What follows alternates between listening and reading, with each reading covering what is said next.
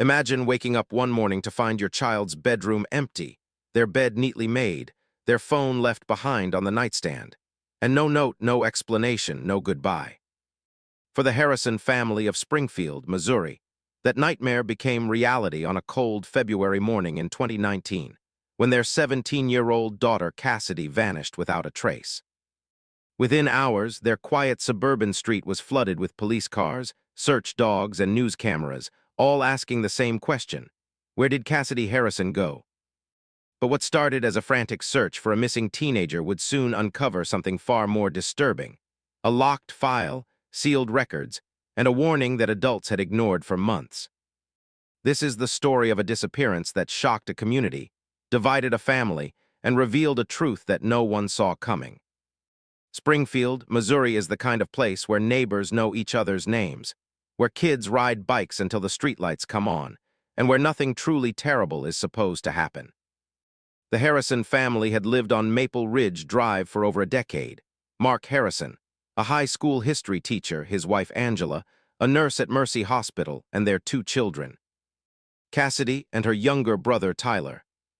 By all accounts, they were a normal, loving family.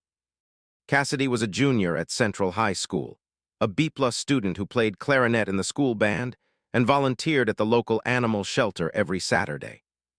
She had friends, she had plans for college, she had a future that seemed as ordinary and hopeful as any other American teenager's. But beneath that surface of normalcy, something had been quietly unraveling for months, something that Cassidy had tried desperately to communicate, and something that the adults in her life had failed to hear. February 14th, 2019 started like any other Thursday. Angela Harrison left for her shift at the hospital at 6:30 in the morning, kissing Cassidy on the forehead as she passed her daughter's room. Mark was already downstairs making breakfast, and Tyler was rushing to finish his math homework at the kitchen table. Cassidy was supposed to catch the 7:15 bus to school. She always did, punctual to a fault, one of those teenagers who actually enjoyed getting to class early. But when Mark went upstairs at 7:10 to remind her about the time, he found her bedroom door open and the room empty. At first, he wasn't worried. Maybe she'd already left, maybe she'd gotten a ride with a friend. He texted her, no response. He called. It went straight to voicemail. And then he saw it, Cassidy's phone sitting on her nightstand, still plugged into its charger, the screen dark and silent. That's when the worry began. By 8 o'clock, Mark had called the school, called Cassidy's friends, called Angela at the hospital. No one had seen her. No one knew where she was. Her backpack was still hanging on the hook by the door. Her winter coat was still in the closet. Her wallet, her keys, her laptop, everything was still there. It was as if Cassidy had simply evaporated into thin air, leaving behind every piece of herself except her body. Mark Harrison called the police at 8:37, his voice shaking as he reported his daughter missing. The dispatcher tried to reassure him. Teenagers run away all the time. They usually come back within 24 hours. Try not to panic. But Mark knew his daughter. Cassidy didn't run away. Cassidy didn't break rules. Cassidy didn't leave without telling anyone. Something was terribly, horribly wrong. Within 2 hours, the Springfield Police Department had mobilized a search. Officers canvassed the neighborhood, knocking on doors, asking if anyone had seen a 17-year-old girl with long brown hair and green eyes, about 5'6", last seen wearing pajamas. Search and rescue teams combed through the woods behind the Harrison house, calling Cassidy's name into the cold February wind. Local news stations picked up the story by noon, broadcasting Cassidy's school photo, a smiling girl with braces and hopeful eyes, across television screens throughout southwest Missouri. The community rallied. Volunteers printed flyers and posted them on every telephone pole, store window, and community board they could find. Missing, Cassidy Marie Harrison, age 17. Last seen February 14th. If you have any information, please call. But no one called. No one had seen anything. It was as if Cassidy Harrison had vanished into another dimension. Angela Harrison returned home from the hospital to find her house transformed into a crime scene. Police officers moved through Cassidy's bedroom, photographing everything, bagging potential evidence, examining her computer for clues. Angela stood in the doorway of her daughter's room, her hands trembling, her mind racing through every conversation she'd had with Cassidy in the past week. Searching desperately for some sign she'd missed, some hint that this was coming. But there was nothing. Cassidy had seemed fine, hadn't she? They'd talked about her upcoming chemistry test, about spring break plans, about whether she should get highlights in her hair. Normal teenage conversations, normal teenage concerns. Angela would later say that standing in that doorway was the moment she realized how much she didn't know about her own daughter's life, and how much that not knowing would haunt her forever. The first 24 hours of a missing person case are critical. That's what Detective Rachel Monroe told the Harrison family as she set up a command post in their living room. Detective Monroe was a 15-year veteran of the Springfield PD, specializing in missing persons and child endangerment cases. She'd seen runaway teens, abductions, custody disputes, and tragic accidents. She approached Cassidy's disappearance with professional detachment, walking the family through standard questions. Had Cassidy been depressed? Was she having problems at school? Had there been any arguments at home recently? Any new friends, new boyfriends, changes in behavior? Mark and Angela answered as best they could, but their responses were maddeningly vague. No depression, no problems at school, no arguments, everything was fine, everything was normal. But Detective Monroe had learned over her career that fine and normal were often the words families used to describe the calm before the storm. Tyler Harrison, Cassidy's 14-year-old brother, sat silently on the stairs during the initial police interview, his face pale and his eyes red from crying. When Detective Monroe finally turned her attention to him, asking if he knew anything about where his sister might have gone, Tyler hesitated. It was just a moment, a flicker of something crossing his face, but Monroe caught it. She'd seen that look before. It was the look of someone who knew something but was afraid to say it. She asked Tyler to come sit with her privately, away from his parents, and that's when the first crack in the everything was fine narrative appeared. Tyler told the detective that Cassidy had been different lately, quieter, more secretive, spending a lot of time on her phone late at night. He'd heard her crying in her room a few times over the past couple months. When he'd asked her what was wrong, she'd told him not to worry, that it was just drama and she was handling it. But Tyler didn't think she was handling it at all. Detective Monroe immediately requested Cassidy's phone records and social media accounts. This was standard procedure: trace the digital footprint, find out who she'd been talking to, where she'd been planning to go. But here's where the investigation hit its first major obstacle. Cassidy's phone was password protected, and neither Mark nor Angela knew the code. The police tech team could break into it, but that would take time. Precious time that might make the difference between finding Cassidy alive or not finding her at all. Meanwhile, Cassidy's laptop required a fingerprint scan that only she could provide. Her social media accounts were similarly locked down, two-factor authentication making them nearly impossible to access without her phone. Cassidy Harrison, it seemed, had been very careful about her digital privacy. The question was, what had she been hiding? While the tech team worked on breaking into Cassidy's devices, Detective Monroe and her partner, Officer James Chen, headed to Central High School to interview Cassidy's friends and teachers. This is where the second crack appeared. Cassidy's closest friend, a girl named Madison Fletcher, broke down crying the moment the detectives approached her in the principal's office. Madison said she'd been worried about Cassidy for weeks, but didn't know who to tell or what to do. She said Cassidy had been acting paranoid, constantly looking over her shoulder in the hallways, avoiding certain areas of the school, skipping lunch to hide in the library. When Madison asked what was going on, Cassidy would only say that she was being watched and that she needed to be careful. Madison thought her friend was being dramatic, maybe dealing with typical teenage social anxiety. She never imagined it could be something serious. She never imagined her friend would disappear, but no one expected what happened next. As Detective Monroe was leaving the high school that afternoon, the principal, Dr. Robert Simmons, pulled her aside and asked to speak privately. "Doctor." Simmons looked uncomfortable, his hands fidgeting with a pen as he explained that there had been an incident involving Cassidy Harrison back in November, 3 months before her disappearance. He said it had been handled internally, as per district policy, and the matter had been resolved. When Monroe pressed him for details, Dr. Simmons became evasive, saying that the incident involved a complaint Cassidy had made, that it was a sensitive situation, and that certain records related to it had been sealed per guidance from the district's legal counsel. Monroe felt her pulse quicken. Sealed records, a complaint, a sensitive situation. This was no longer a simple runaway case. This was something else entirely.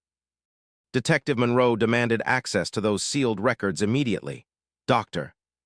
Simmons refused, citing student privacy laws and district policy, saying that he would need approval from the school board and the district's attorney before he could release any information.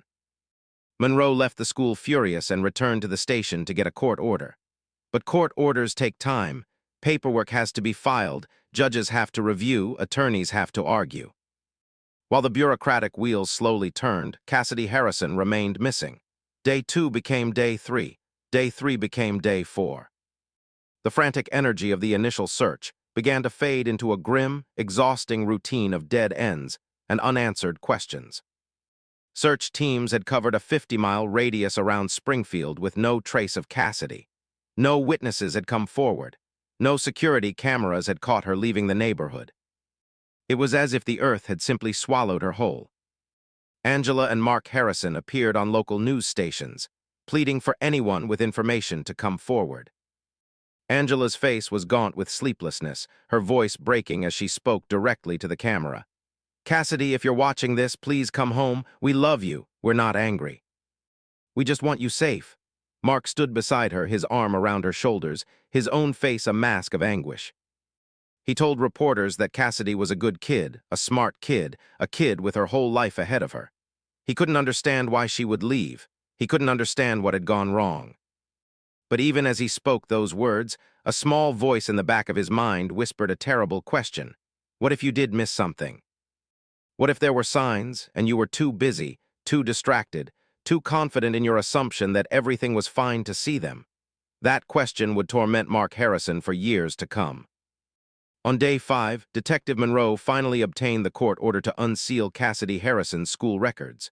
She sat in Dr. Simmons's office at 7 in the morning, watching as he reluctantly pulled a thin manila folder from a locked filing cabinet. The folder contained incident reports, email exchanges, handwritten notes, and a formal complaint filed by Cassidy on November 19, 2018, exactly 3 months before she disappeared. Monroe opened the folder and began to read. What she found made her blood run cold. Cassidy Harrison had filed a formal complaint against Mr. David Thornton, a 34-year-old English teacher at Central High School, alleging that he had been sending her inappropriate messages on a private social media account, asking her to stay after class for extra help that felt uncomfortable, and making comments about her appearance that crossed professional boundaries. Cassidy's complaint was detailed, specific, and deeply disturbing, but what shocked Monroe even more was what came next in the file. According to the documents, the school had investigated Cassidy's complaint. They had interviewed Mr. Thornton, who denied everything. They had interviewed other students, who said they'd never witnessed any inappropriate behavior. They had reviewed Mr. Thornton's employment record, which was spotless, 10 years of teaching, multiple awards, glowing performance reviews. And then, based on what Dr.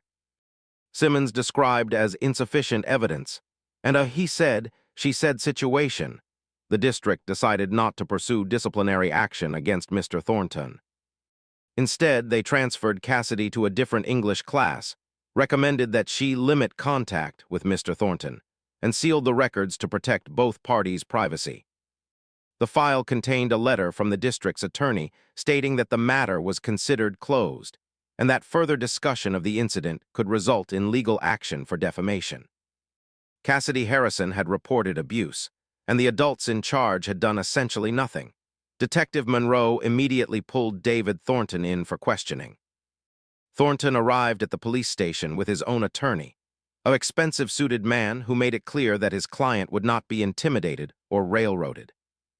Thornton maintained his innocence, insisting that Cassidy had misunderstood his intentions, that he was simply trying to help a struggling student, that teenage girls sometimes developed inappropriate attachments to male teachers, and misinterpreted friendly concern as something else.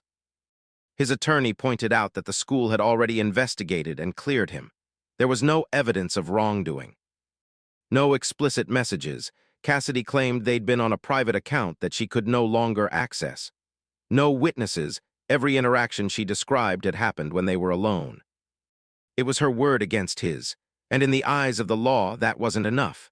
But Detective Monroe wasn't ready to let it go.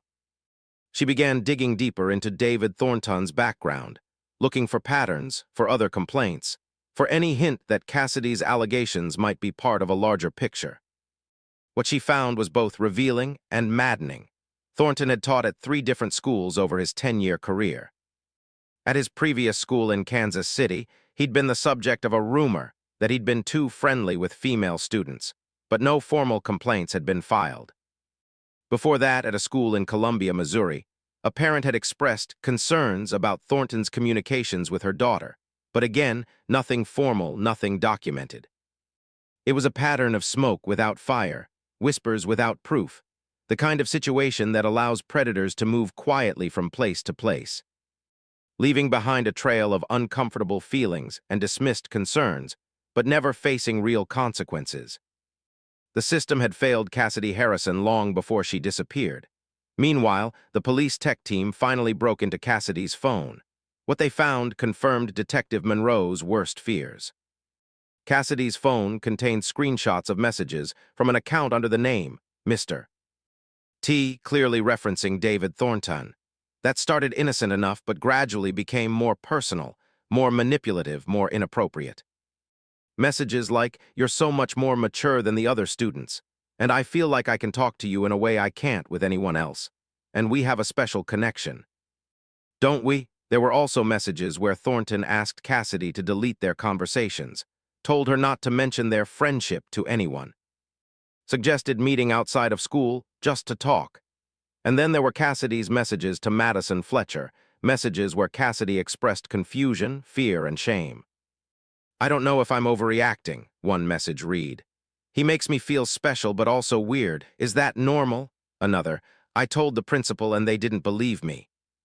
What do I do now?" The truth was becoming clearer and it was devastating. Cassidy Harrison hadn't run away on a whim. She had been groomed by a trusted authority figure, had found the courage to report it, and had been dismissed by the very system meant to protect her. And then, with nowhere else to turn, with the predator still in her school and the adults refusing to take action, she had made a choice, a desperate, tragic choice, to remove herself from the situation in the only way she felt she could. But where had she gone? That was still the question haunting everyone. Detective Monroe obtained warrants to search David Thornton's home, car, and computer. If he had done something to Cassidy, if this had escalated beyond inappropriate messages to something worse, they would find the evidence. But the searches came up empty. No sign of Cassidy. No evidence of violence. Thornton maintained his innocence, and his attorney threatened lawsuits for harassment and defamation. 1 week after Cassidy's disappearance, a break in the case came from an unexpected source. A motel manager in Tulsa, Oklahoma, about 3 hours southwest of Springfield, reported that a young girl who looked like the missing teen from the news had been staying at his motel for the past week. She'd paid cash, given a fake name, and kept to herself. The manager had been watching the news and thought it might be her. Detective Monroe and Officer Chen were in a car within minutes, racing down Interstate 44 toward Tulsa, barely daring to hope. Could it really be Cassidy? After 12 days of searching, of dead ends, of mounting fear that they were looking for a body instead of a living girl, could she really be alive and safe in a motel room 3 hours away? The drive felt endless, every mile stretching like an eternity. Monroe called ahead to the Tulsa Police Department, asking them to secure the motel but not to approach until she arrived. If it was Cassidy, Monroe wanted to be the one to talk to her, to explain that she was safe now, that people believed her, that she could come home. They arrived at the Starlight Motel just after sunset. It was a rundown place on the outskirts of Tulsa, the kind of motel that rents by the week and doesn't ask questions. Room 17. Monroe approached the door alone, her heart pounding. She knocked gently. "Cassidy, it's Detective Monroe from the Springfield Police. I just want to talk." "You're not in trouble." For a long moment there was silence, and then slowly the door opened. Standing in the doorway, looking painfully thin and exhausted, was Cassidy Harrison. She was alive. She was safe, and the look in her eyes, a mixture of relief, fear, and profound sadness, would haunt Detective Monroe for the rest of her career. Cassidy didn't run, she didn't resist. She just stood there for a moment, and then her legs seemed to give out, and she collapsed into Detective Monroe's arms, sobbing. Monroe held her, this brave, broken 17-year-old girl who had been failed by so many adults, and whispered, "It's okay. You're safe now. We believe you." Those 3 words, "we believe you," were what Cassidy had needed to hear 3 months ago when she first reported Mr. Thornton. If someone had said them then, maybe none of this would have happened. Maybe she wouldn't have felt the need to run. Maybe she wouldn't have spent 12 days alone in a motel room, terrified and isolated, with nothing but her own thoughts and a conviction that no adult would ever help her. But she heard them now, and they broke something open inside her. All the fear, all the loneliness, all the anger came pouring out in great, heaving sobs. Detective Monroe took Cassidy to a local hospital for a medical evaluation. Physically, she was okay, dehydrated, underweight, exhausted, but unharmed. Emotionally, the damage was profound. A trauma counselor spoke with Cassidy for over 2 hours while Monroe waited outside, calling Angela and Mark with the news that their daughter had been found alive. Angela collapsed on the phone, overcome with relief and grief. Mark couldn't even speak, just made a choking sound and handed the phone to Tyler. The Harrison family was on the road to Tulsa within 20 minutes, desperate to see their daughter, to hold her, to apologize for everything they hadn't seen or heard or understood. But there was a question hanging in the air, unspoken but urgent. Would Cassidy forgive them? Would she come home, or had too much trust been broken? The reunion between Cassidy and her family happened in a private room at the Tulsa hospital. It was awkward and painful and beautiful all at once. Angela rushed to Cassidy and wrapped her in a hug so tight it seemed like she would never let go. Mark stood behind them, tears streaming down his face, whispering "I'm sorry" over and over like a prayer. Tyler hung back, uncertain, until Cassidy reached out her hand and pulled him into the embrace. They stood like that for a long time, the 4 of them clinging to each other, crying, not speaking because words felt inadequate for the enormity of what had happened. Detective Monroe watched from the doorway, allowing them their moment, but knowing that difficult conversations still lay ahead. Cassidy would need to give a full statement about why she ran, about what David Thornton had done, about what the school had failed to do. And that statement would be the key to finally holding someone accountable. Over the next several days, Cassidy slowly opened up about her experience. She explained that David Thornton had started grooming her at the beginning of her junior year. It began innocently, compliments on her essays, invitations to join the creative writing club he advised, encouragement that she was college material. Then came the private messages. The personal conversations after class, the gradual boundary erosion that made Cassidy feel special and valued, but also confused and uncomfortable. Thornton told her she was mature beyond her years, that she understood literature and life in ways other students didn't. He asked about her home life, her dreams, her fears. He created an emotional intimacy that felt profound to a 17-year-old girl hungry for adult validation. And then, gradually, he began suggesting that their connection was unique, even romantic. Not yet, he'd said. She was still a student, it wouldn't be appropriate. But someday, when she graduated, they could explore what they meant to each other. Cassidy said she felt trapped in a nightmare where she couldn't distinguish between what was normal mentorship and what was manipulation. She confided in Madison, who was supportive but didn't fully grasp the severity. She finally worked up the courage to report Thornton in November, believing that adults would protect her, that the school would investigate, that something would change. Instead, she was transferred to a different class, told to move on, and made to feel like she was the problem.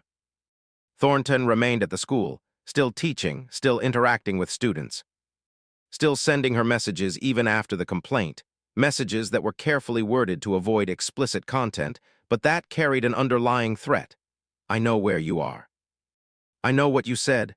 You can't get away from me." Cassidy felt like she was drowning, like the walls were closing in, like her only option was to disappear completely. So that's what she did. With Cassidy's full statement, Detective Monroe now had enough to build a case against David Thornton. She obtained warrants for all of Thornton's electronic devices, his social media accounts, his personal emails. What investigators found was damning. Thornton had been using multiple fake accounts to communicate with Cassidy, carefully covering his tracks but not carefully enough. Digital forensics experts recovered deleted messages, traced IP addresses, and built a timeline of manipulation that spanned nearly 6 months. They also found something else, evidence that Cassidy wasn't Thornton's first victim. Buried in old hard drives and deleted email accounts were messages to at least 3 other former students, all following the same pattern: compliments, personal attention, emotional intimacy, and then suggestions of a future relationship once they were old enough. None of the other girls had reported him. They'd felt confused, ashamed, unsure if what they experienced was wrong or if they were overreacting. But now, with Cassidy's courage to come forward, they too found their voices. David Thornton was arrested on March 7, 2019, 21 days after Cassidy Harrison disappeared and 9 days after she was found. The charges were extensive: multiple counts of sexual misconduct with a minor, abuse of authority, cyberstalking, and contributing to the delinquency of a minor. His attorney continued to maintain his innocence, but the evidence was overwhelming. The 3 other victims came forward publicly, and their stories corroborated Cassidy's down to the smallest detail. The same techniques, the same language, the same predatory patterns. The trial would take place 18 months later, and Thornton would ultimately be convicted on multiple counts, receiving a sentence of 15 years in prison. But the criminal conviction of one predatory teacher did not answer the larger questions. How had he been allowed to continue for so long? Why had the school system failed to protect its students? And who else had known or suspected and done nothing? The fallout at Central High School was swift and brutal. Dr. Robert Simmons, the principal who had sealed Cassidy's complaint, resigned under pressure from the school board. 2 district administrators who had advised closing the investigation were reassigned. The school board launched an independent review of the district's policies on student complaints, finding them inadequate, poorly enforced, and designed more to protect the district from liability than to protect students from harm. Parents organized, demanding transparency, demanding accountability, demanding that every staff member undergo new training on recognizing and reporting abuse. Central High School became a symbol of institutional failure, a case study in what happens when adults prioritize reputation over responsibility. And at the center of it all was Cassidy Harrison, a 17-year-old girl who had been brave enough to speak up and had been punished for it. But this story isn't just about what went wrong. It's also about what happened next. Cassidy returned home to Springfield but didn't return to Central High School. The trauma of walking those hallways again, of seeing the classroom where Thornton had taught, of facing the classmates who had witnessed her disappearance and the subsequent scandal, it was too much. Angela quit her nursing job to homeschool Cassidy for the remainder of her junior year, and Cassidy completed her senior year through an online program. It wasn't the high school experience she'd imagined, but it was safe, and safety had become the most important thing. Therapy became a regular part of her life, twice-a-week sessions with a counselor who specialized in trauma and abuse. Slowly, painfully, Cassidy began to rebuild her sense of self, to untangle the manipulation from reality, to understand that none of what happened was her fault. Mark and Angela Harrison also had to reckon with their own role in the situation. They hadn't known about Thornton's messages, true, but they had missed signs of their daughter's distress. They'd been so confident in their normal family, so trusting of the school system, that they hadn't looked closely enough at the changes in Cassidy's behavior. Family therapy became essential, not just for Cassidy, but for all of them. They had to learn how to communicate again, how to rebuild trust, how to create a home where Cassidy felt safe enough to be honest about her feelings without fear of judgment or dismissal. It was hard, messy work. There were setbacks and arguments and moments when it felt like they'd never heal. But they kept showing up, kept trying, kept choosing each other. And slowly, the Harrison family began to find their way back to something resembling wholeness. Tyler Harrison, Cassidy's younger brother, had his own journey through the aftermath. At 14, he'd watched his family implode, his sister disappear, his parents collapse under grief and guilt. He'd been angry at Cassidy for leaving, angry at his parents for not knowing, angry at the school for failing, angry at a world that could allow something so terrible to happen. That anger manifested in destructive ways: fights at school, plummeting grades, withdrawal from friends and activities. A school counselor recognized the signs of trauma and recommended therapy for Tyler as well. In those sessions, Tyler slowly began to process his own feelings of helplessness and fear. He realized that he too had missed signs: Cassidy crying in her room, spending more time alone, seeming anxious and withdrawn. He'd known something was wrong but hadn't known how to help. Learning to forgive himself for that became Tyler's own journey toward healing. Cassidy graduated from high school in the spring of 2020. It was a small ceremony, just her family and a handful of close friends, but it was meaningful. Angela and Mark gave speeches, telling Cassidy how proud they were of her strength, her courage, her resilience. Madison was there, having remained Cassidy's closest friend through everything, their bond deepened by shared trauma and mutual support. Detective Rachel Monroe even attended, bringing flowers and telling Cassidy that she was one of the bravest people she'd ever met. Cassidy's speech was brief but powerful. She said that the past year and a half had been the hardest of her life, that there were days when she didn't think she'd survive it. But she also said that she'd learned something crucial: your voice matters, even when people try to silence it. Speaking up is terrifying, and sometimes the system fails you, but you still have to try, because silence only protects the people who hurt you. In the fall of 2020, Cassidy enrolled at Missouri State University in Springfield, choosing to stay close to home while pursuing a degree in social work. Her goal was clear: she wanted to help other young people who had been failed by the systems meant to protect them. She wanted to be the adult she'd needed when she was 17, someone who would listen, who would believe, who would fight. Her trauma had not disappeared, and there were still hard days when anxiety and PTSD symptoms made even simple tasks feel overwhelming. But Cassidy had found purpose in her pain. She began volunteering with organizations that supported survivors of abuse. She spoke at school board meetings about the need for better policies and training. She even testified before the Missouri State Legislature in support of a bill that would require mandatory reporting and investigation of all student complaints against staff members, with oversight to prevent cases from being swept under the rug. The bill that Cassidy testified for, known informally as Cassidy's Law, was signed by the governor in June of 2021. It mandated that all schools create independent review boards for investigating complaints of abuse or misconduct by staff members, required that records of such investigations be preserved and shared with law enforcement when appropriate, and established penalties for administrators who failed to properly investigate or who retaliated against students for reporting. It wasn't perfect, no law ever is, but it was a start. It was a recognition that the system had failed and that students deserved better. Cassidy attended the signing ceremony with her family, and when the governor handed her the pen he'd used to sign the bill into law, she held it like a trophy. This was her victory. Not over David Thornton, though he was rotting in prison where he belonged, but over the silence, the dismissiveness, the systemic indifference that had allowed him to hurt so many. Where is Cassidy Harrison today? She graduated from Missouri State in 2024 with a bachelor's degree in social work and a minor in psychology. She's now working for a nonprofit organization that advocates for child safety and education reform.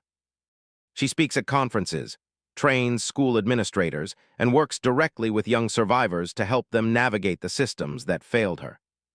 She's 23 years old and carrying a weight of experience that most people twice her age will never understand. She still has nightmares sometimes. She still struggles with trust. She still has moments when the world feels unsafe and the walls close in. But she also has a support system: family, friends, therapists, mentors, who remind her that she's not alone, that she survived, that she's making a difference. Cassidy Harrison's story didn't end the day she disappeared. In many ways, it only just began. The Harrison family, too, has found a new normal. Mark returned to teaching, but at a different school, one where he could start fresh without the constant reminders of what happened. Angela went back to nursing part-time and spends the rest of her time volunteering with family support groups for parents of abuse survivors. Tyler is now 19 and attending college, studying criminal justice with the goal of becoming a detective like Rachel Monroe. The Harrisons have learned to talk openly about the trauma they endured, to acknowledge the mistakes they made, and to celebrate the fact that their family survived intact. They're not the same people they were before Cassidy disappeared. Trauma changes you fundamentally, but they've found strength in their shared experience. They speak publicly about what happened, hoping that other families will learn from their story, will pay closer attention, will create spaces where their children feel safe enough to speak up before it's too late. So what are the lessons of Cassidy Harrison's story? First and foremost, believe children when they tell you something is wrong.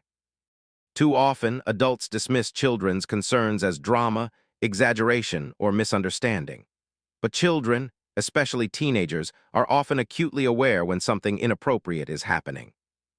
They may not have the language to articulate it perfectly, they may feel confused or ashamed, but when they find the courage to speak up, adults have a responsibility to listen and investigate thoroughly. The school system failed Cassidy not because there was no evidence, there was plenty, but because the adults in charge chose institutional protection over student safety. That choice has consequences that ripple outward, destroying lives and families and trust. Second lesson, predators are skilled at manipulation, both of their victims and of the systems meant to catch them. David Thornton was a respected teacher with awards and positive reviews. He knew exactly how to groom students while maintaining plausible deniability. Recognizing that predators often hide in plain sight is crucial to protecting children. Third lesson, trauma doesn't end when the immediate danger is over. Cassidy was found safe after 12 days, but her real journey, the journey of healing, of rebuilding, of learning to trust again, took years and is still ongoing. Families affected by abuse and institutional failure need long-term support, not just immediate crisis intervention. Therapy, community resources, legal advocacy, educational accommodations, all of these are essential for survivors to move forward. And fourth lesson, systemic change requires sustained effort and accountability. Cassidy's law was an important step, but laws are only as good as their enforcement. Schools, districts, and institutions must create cultures where reporting is encouraged, investigations are thorough, and protection of students is prioritized above all else. That requires training, oversight, funding, and a fundamental shift in how we think about authority and accountability. Cassidy Harrison's disappearance shocked a community, exposed a predator, and revealed the catastrophic failures of a system meant to protect children. Her story is not unique. Sadly, variations of it play out in schools across the country every day. But what makes Cassidy's story important is that she survived, she spoke out, and she fought for change. She transformed her trauma into advocacy, her silence into a voice that refuses to be ignored. The sealed records that once protected a predator and silenced a victim are now a matter of public record. A cautionary tale of what happens when institutions prioritize reputation over responsibility. The warning that adults ignored has become a rallying cry for reform, and the teenager who disappeared in fear has emerged as a powerful force for justice and healing.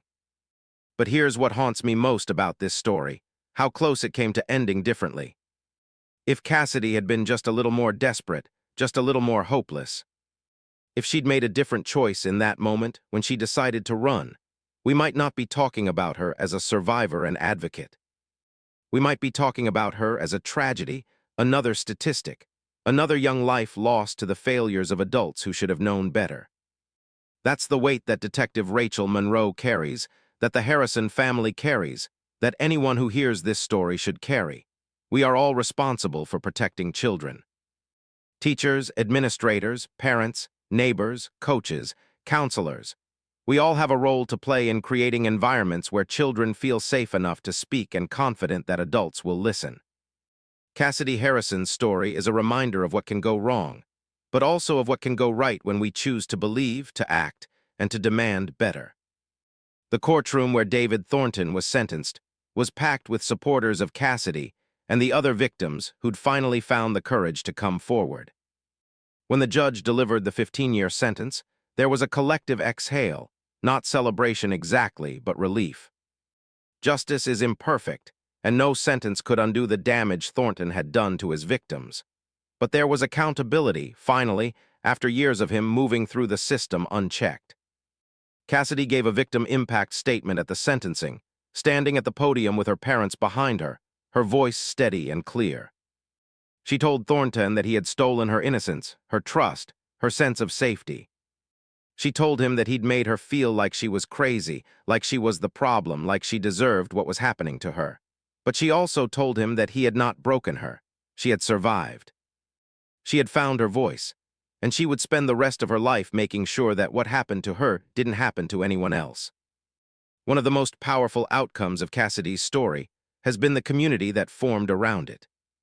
Other survivors, not just of Thornton, but of similar situations in schools across the state and country, reached out to share their own experiences. A support network emerged, connecting young people who had been groomed, abused, dismissed, and silenced by systems that failed them. Cassidy became a leader in that community, organizing online forums, in-person meetups, and advocacy campaigns. She partnered with established organizations like RAINN and the Rape, Abuse, and Incest National Network to develop resources specifically for survivors of educator sexual misconduct. The isolation that she'd felt during those dark months before her disappearance, the sense that she was alone, that no one would understand, she was determined that other survivors would never have to feel that way. Creating community, she often says, is one of the most powerful tools for healing. Mark Harrison has also become an advocate in his own way. As a teacher, he now trains other educators on recognizing signs of abuse and grooming, on maintaining appropriate boundaries with students, and on creating classroom environments where students feel safe reporting concerns. He speaks openly about his own failings as a parent, the signs he missed, the conversations he didn't have, the assumptions he made about his daughter's safety. He tells other parents, talk to your kids, ask specific questions, create an environment where they can tell you the hard stuff without fear of judgment.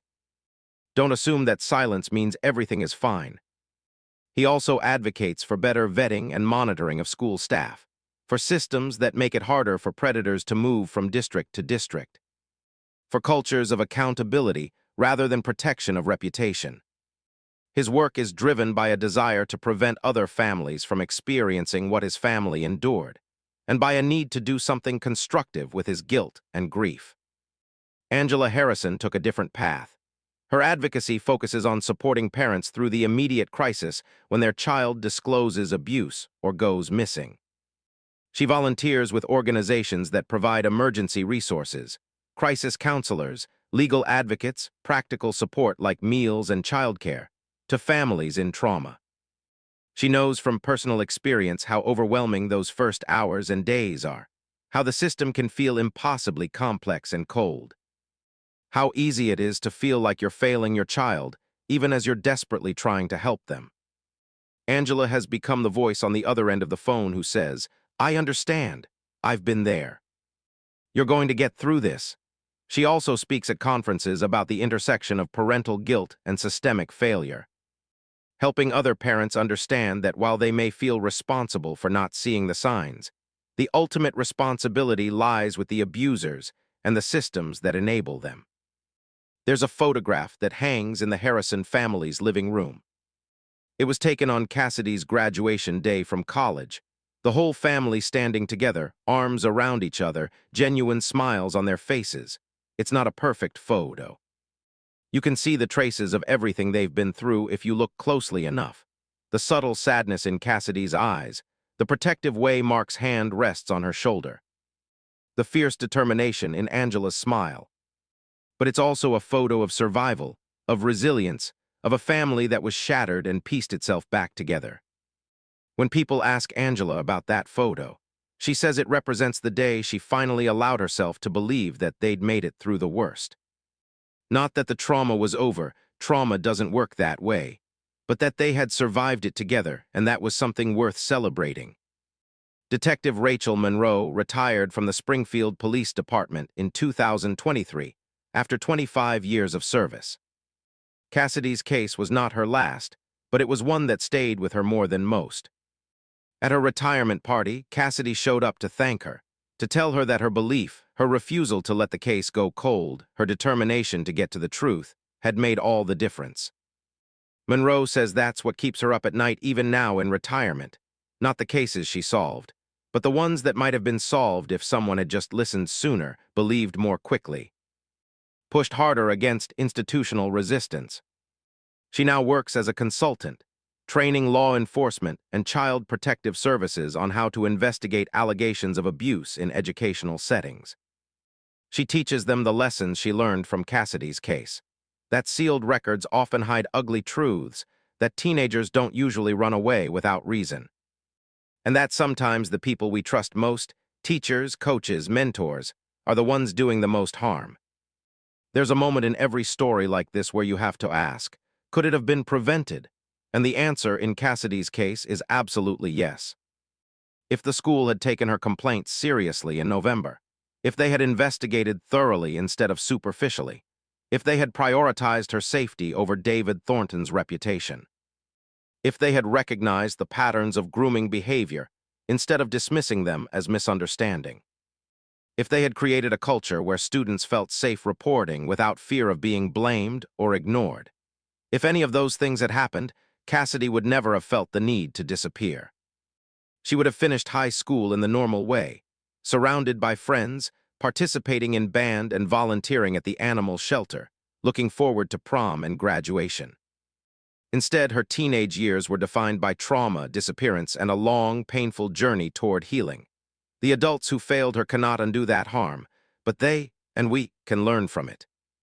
One of the most powerful aspects of Cassidy's advocacy work is her willingness to share not just the trauma, but the messy, complicated process of recovery.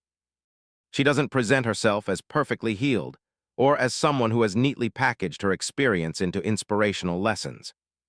She talks openly about the ongoing nature of trauma, about the days when anxiety makes it hard to leave her apartment, about the relationships she struggled to maintain because trust doesn't come easily, about the anger she still feels at the system that failed her. But she also talks about the small victories, the first time she walked into a classroom without having a panic attack, the first time she went on a date and actually enjoyed herself, the first time she met another survivor and realized she could help them feel less alone. Recovery, she says, isn't a destination, it's a practice, and some days you're better at it than others. Madison Fletcher, Cassidy's best friend, has her own perspective on the story. Madison has said in interviews that she carries guilt for not recognizing the severity of what Cassidy was going through, for thinking it was just drama when it was actually something much more serious. She wishes she'd pushed harder, asked more questions, gone to an adult herself when Cassidy seemed unwilling or unable to. But Cassidy has told her repeatedly, "You were 17. You were a kid, too. You did what you could with what you knew." Madison is now studying to become a school counselor, inspired directly by her experience with Cassidy. She wants to be the adult in the building who students trust, who they know will believe them, who will fight for them even when other adults won't. The ripple effects of Cassidy's story extend far beyond the Harrison family. They've touched everyone who knew her, everyone who heard her story, everyone who realized it could have been their daughter, their friend, their student. So where does this story end? The truth is it doesn't. Cassidy Harrison's story is ongoing. She's 23 years old with decades of life ahead of her, decades of healing and growing and fighting and living. The systems that failed her are slowly changing, one policy at a time, one trained educator at a time, one brave survivor at a time. David Thornton is in prison, where he will remain for years, though even 15 years seems inadequate for the damage he caused. The Harrison family has rebuilt, though they'll never be exactly who they were before. The community of Springfield has learned difficult lessons about trust, accountability, and the responsibility we all share to protect children. And countless survivors who heard Cassidy's story have found the courage to speak their own truths, to seek their own justice, to begin their own journeys toward healing. That's the real ending of this story, not an ending at all, but a beginning. The beginning of change, of awareness, of a culture that believes survivors and demands accountability. If you're listening to this, and you're a young person who has experienced abuse, who has been groomed, who has tried to speak up and been silenced, please know that Cassidy's story is proof that you deserve to be believed. You are not crazy. You are not overreacting. You are not the problem. The failure of adults to protect you is not your fault. And while the road to healing is long and difficult, it is possible.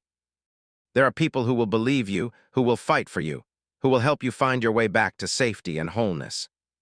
You can call the National Sexual Assault Hotline at 1-800-656-HOPE. You can text the crisis text line at 741741. You can reach out to a trusted teacher, counselor, family member, or friend. You can keep speaking until someone listens, because your voice matters, your safety matters, you matter. And if you're an adult, a parent, teacher, administrator, coach, mentor, listening to this story, hear this. The children in your care are depending on you to be better than the adults in Cassidy's story. They are depending on you to listen when they speak, to investigate when they report, to prioritize their safety over institutional reputation, to create environments where they feel safe enough to tell the truth. That requires vigilance, education, and a willingness to confront uncomfortable realities. It requires checking your assumptions about who predators are. They're not always the creepy stranger. They're often the beloved teacher, the respected coach, the trusted mentor. It requires creating policies and cultures that make it easy to report and impossible to cover up. It requires us all to be better, to do better, to learn from the Cassidy Harrisons of the world who paid such a high price for our collective failures. Cassidy Harrison disappeared on February 14, 2019. She was found 12 days later, safe but forever changed. Her disappearance exposed a predator, revealed systemic failures, and sparked a movement for change that continues to this day. Her story is one of trauma and survival, of institutional betrayal and personal courage, of a family shattered and slowly rebuilt. It's a story that should never have happened, but since it did, it's a story that needs to be told again and again, until every child feels safe enough to speak, and every adult finally learns to listen. This is the story of Cassidy Harrison, a girl who vanished because no one believed her, and who found her voice in the silence that followed. The locked file that once sealed Cassidy's complaint now sits in a courthouse archive, a public record of institutional failure. The warning adults ignored has become a blueprint for change. And the silence that haunted the Harrison family for 12 agonizing days has been broken by Cassidy's refusal to stay quiet. She is more than her trauma. She is more than what happened to her. She is an advocate, a survivor, a force for justice. Her story is a reminder that even when the system fails, even when the adults don't listen, even when the darkness feels overwhelming, there is still hope. There is still healing. There is still the possibility of finding your voice and using it to make sure that others don't suffer the way you did. That's what Cassidy Harrison is doing with her second chance at life. And that's why her story matters. Thank you for listening to this episode of Vanished and Found. Cassidy's story is just one of thousands. Stories of young people who were failed by the systems meant to protect them, who found the courage to survive, and who are now fighting to create a safer world for the next generation. If this story moved you, if it made you think, if it inspired you to be more vigilant in your own communities, share it. Talk about it. Let it change how you listen to the children in your life. And join us next time as we explore another case of disappearance, mystery, and the relentless search for truth. Because every missing person has a story. Every sealed record hides secrets. And every silence is waiting to be broken. Until next time, stay vigilant, stay compassionate, and never stop believing survivors.